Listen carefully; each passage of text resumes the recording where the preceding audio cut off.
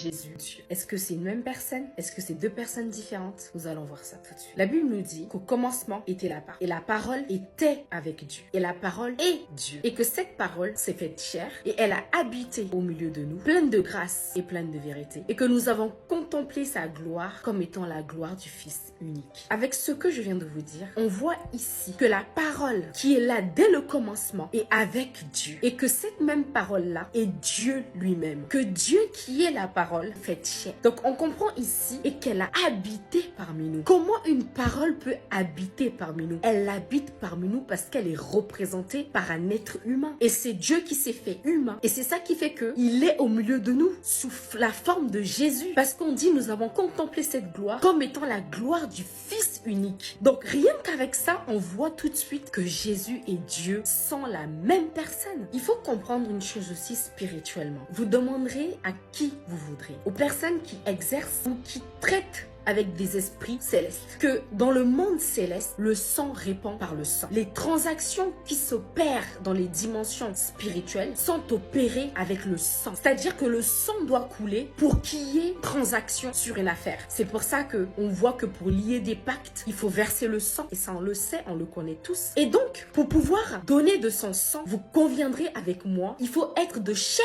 pour ça. Parce que si tu es esprit, tu ne peux pas donner ton sang. Il savait que pour racheter le monde et que vu que tout ça là relève de la dimension spirituelle, il savait qu'il devait verser le sang. Mais comment peut-il verser le sang étant donné qu'il est esprit? C'est inconcevable.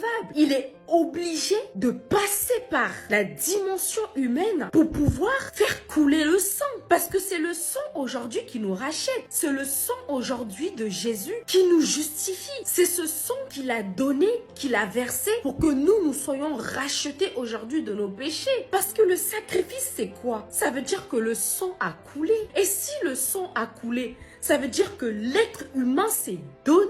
Et c'était donc dans la pensée de Dieu de se donner un fils, prendre cet aspect humain afin que le sang coule. Sans cet aspect humain, Dieu ne pouvait pas verser le sang. Il ne pouvait pas juste déclarer comme il a fait avec la lumière, que la lumière soit et la lumière fut. Il ne pouvait pas dire aussi que le sang soit et que le sang fut.